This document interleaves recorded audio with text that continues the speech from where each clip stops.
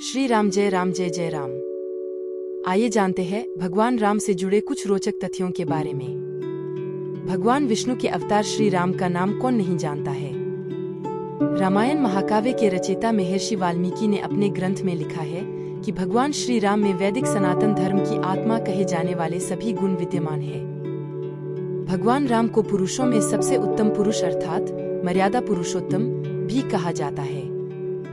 त्रेतायुग में जन्मे भगवान श्री राम अयोध्या के महाराज दशरथ के सबसे बड़े पुत्र थे। लक्ष्मण, भरत, शत्रुघ्न राम के भाई थे। भगवान राम की मां कौशल्या थी और शेष सुमित्रा और कैकेयी के पुत्र थे। भगवान राम का विवाह मिथिला नरेश राजा जनक की पुत्री सीता के साथ हुआ था। लक्ष्मण की पत्नी उर्मिला, शत्रुघ्न की पत्नी श्रुतकीर्ति और भरत की पत्नी मांडवी थी। विवाह के पश्चात भगवान राम को राजा दशरथ ने रानी कैकेयी के कहने पर 14 वर्ष के लिए वनवास पर भेज दिया था, क्योंकि एक वचन के अनुसार कैकेयी राजा दशरथ से कुछ भी मांग सकती थी। तो रानी कैकेयी ने दासी मंदोदरी के उकसाने पर भरत को अयोध्या का राजा बनाने और राम को वनवास देने की इच्छा जताई और पिता की आज्ञा का पालन करके भगवान राम सीता और लक्ष्मण के साथ वन की ओर चले गए। ब्रह्मा, विष्णु तथा महेश में से भगवान विष्णु ने संसार की भलाई के लिए कई अवतार लिए हैं। भगवान विष्णु द्वारा कुल 10 अवतार लिए गए, जिसमें से भगवान राम 7वें अवतार माने जाते हैं और यह अवतार भगवान विष्णु के सभी अवतारों में से सबसे ज्यादा पूजनीय माना जाता है।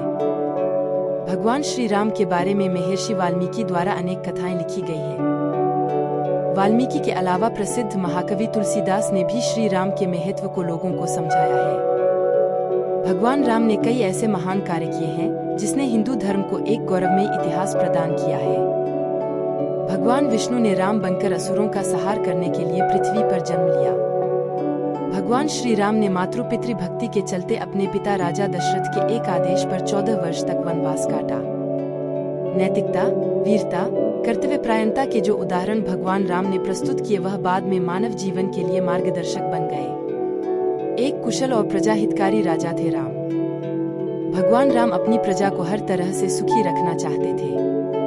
उनकी धारणा थी कि जिस राजा के शासन में प्रजा दुखी रहती है, वह राजा नरक भोगी होता है। महाकवि तुलसीदास जी ने रामचरितमानस में रामराज्य की विशद चर्चा की है। माना जाता है कि अयोध्या में 11,000 वर्षों तक भगवान राम का दिव्य शासन रहा।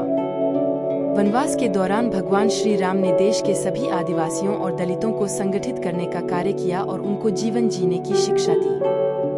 उन्होंने देश के सभी संतों और उनके आश्रमों को राक्षसों, दैत्यों के आतंक से बचाया था।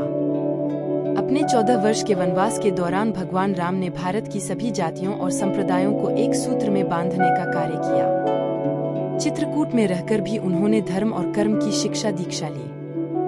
भगवान राम ने भारत भर में भ्रमण कर भारतीय आदिवासी, जनजाति, पहाड़ी और समुद्री लोगों के बीच सत्य, प्रेम, मर्यादा और सेवा का संदेश फैलाया और यही कारण था कि राम का जब रावण से युद्ध हुआ तो सभी तरह की अनार्य जातियों ने राम का साथ दिया। भगवान राम की वापसी। भगवान श्री राम कहते हैं कि पृथ्वी लोक एक ऐसा लोक है जहां जो भी आता है उसे एक दिन वापस लौटना ही होता है।